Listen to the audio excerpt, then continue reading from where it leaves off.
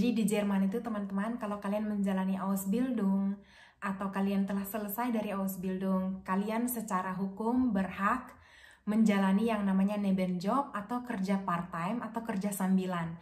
Itu kalian boleh, hanya saja ada beberapa syarat yang harus dipenuhi. Ausbildung itu kan pada umumnya kalian bekerja 40 jam dalam seminggu, yaitu pada umumnya nih dari Senin sampai Jumat.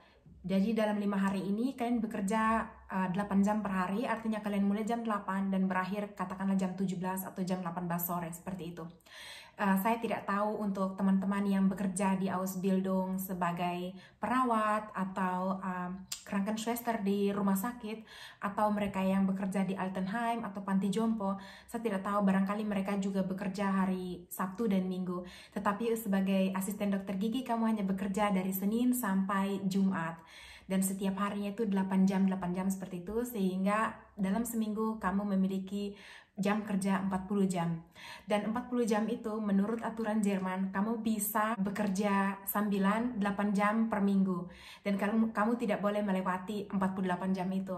Itu artinya kamu bisa katakanlah bekerja dari Senin sampai Jumat di klinik utama kamu itu, dan dari Sabtu sampai Minggu kamu bekerja di tempat lain. Katakanlah kamu bekerja di sebuah kafe atau di sebuah restoran. Kamu bisa bekerja di jasa layan antar makanan. Seperti itu banyak sekali di Jerman. Dan banyak mahasiswa atau Auszubildende, mereka melakukan yang namanya jasa layan antar seperti itu. Banyak sekali jasa layan antar pizza. Orang di sini kan lebih suka makanan instan. Biasanya jasa layan antar ini dia sangat laris di akhir pekan. Jadi kalau bukan Sabtu, Minggu, seperti itu. 48 jam ini adalah batas maksimal regulasi pemerintahan Jerman terhadap Auszubildende yang ingin memiliki pekerjaan sambilan di samping pekerjaan utama mereka itu di Jerman. Kewajiban lain yang perlu kita taati dari regulasi ini selain batas waktu 48 jam tadi itu, yaitu Informationspflicht. Jadi artinya kita berkewajiban untuk menginformasikan ke Arbeitgeber kita atau ke si pemberi kerja kita itu bahwa kita sedang bertujuan atau bermaksud untuk memiliki kerja sambilan atau part-time job. Jadi kalian jangan menginformasikan ke bos kalian setelah kalian menandatangani kontrak di tempat kerja part-time job kalian itu, melainkan sebelum. Jadi ingat ya teman-teman, kalian harusnya itu sebelum. Dan menurut aturan hukum Jerman, kamu tidak butuh validasi atau konfirmasi tertulis dari bos kamu itu bahwa apakah kamu boleh atau tidak boleh menjalani part-time job itu. Kamu tidak butuh validasi dari dia, tetapi kamu wajib menginformasikan dia bahwa kamu ingin memiliki Nebenjob di samping pekerjaan utama kamu itu.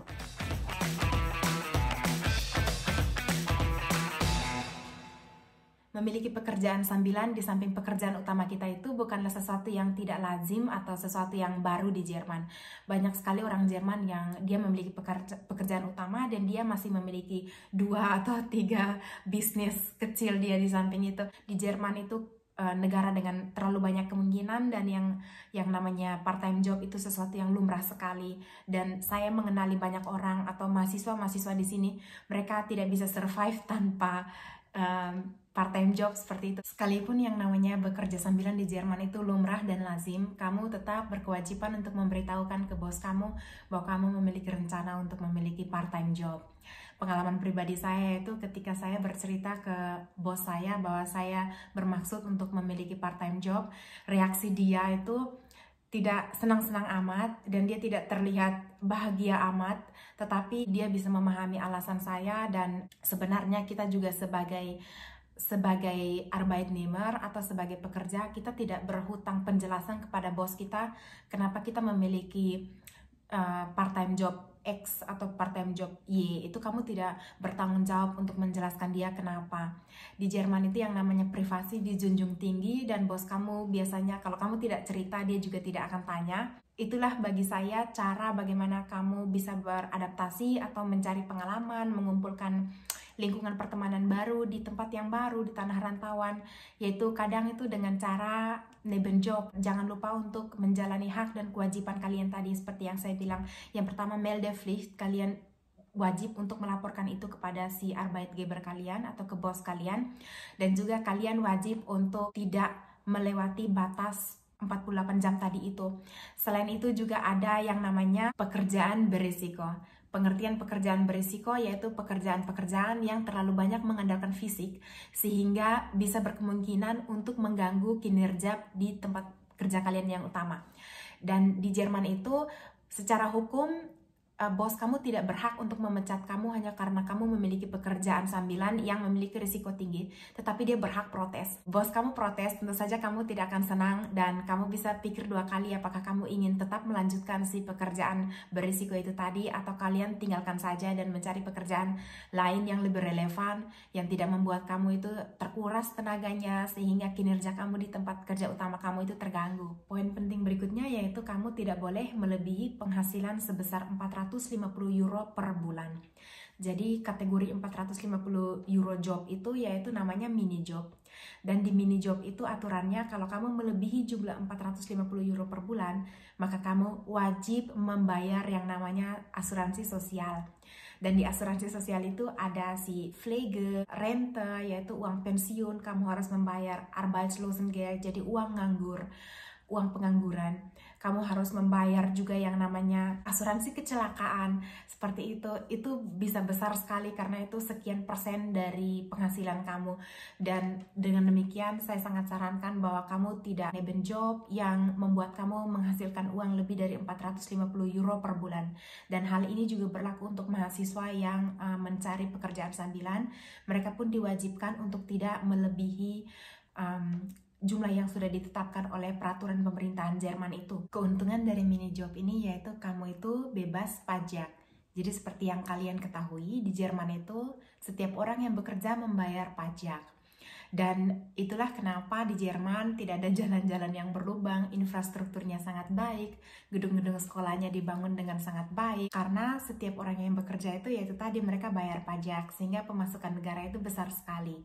Nah, kalau kita berpenghasilan hanya 450 euro per bulan di tempat pekerjaan sambilan kita itu, maka kita belum wajib membayar pajak.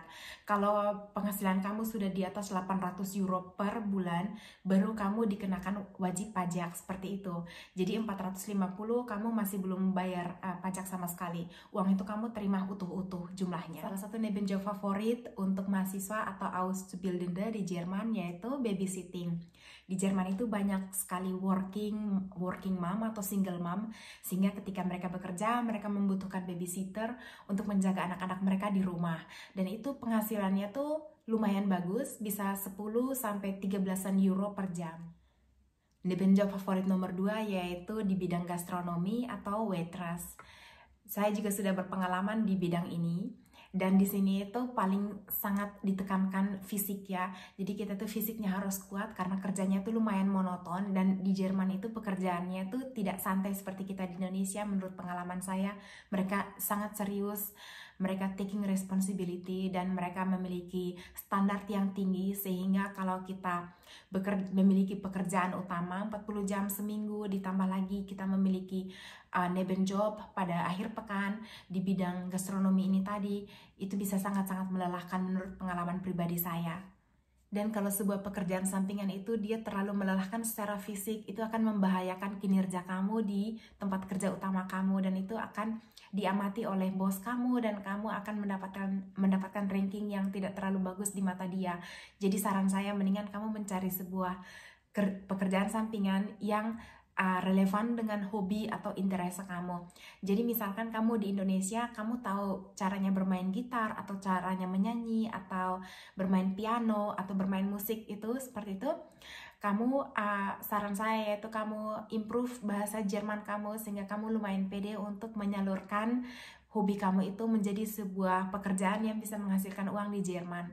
Karena saya juga sudah melihat teman-teman Indonesia di sini yang dia itu bisa bermain musik, dan dia mahasiswa, dia memberikan pelajaran musik kepada orang Jerman, anak-anak Jerman di sini, dan dia berpenghasilan dengan baik. Dan itu salah satu referensi bagaimana kita bisa menghasilkan uang.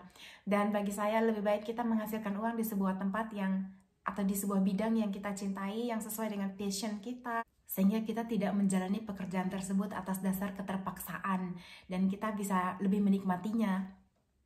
Misalkan kamu itu adalah seorang mahasiswa yang mana tugas utamanya yaitu belajar, sementara kamu memiliki pekerjaan sambilan yang terlalu mengandalkan fisik, sehingga membuat kamu sering kelelahan dan kesusahan untuk konsentrasi dalam belajar.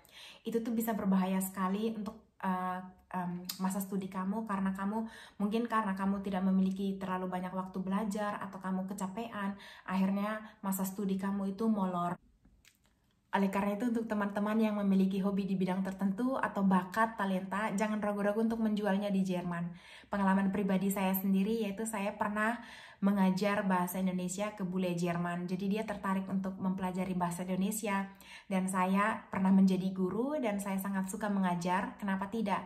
Dan kami setelah kami melakukan proses Kennenlernen dan kami ternyata cocok sebagai guru dan murid.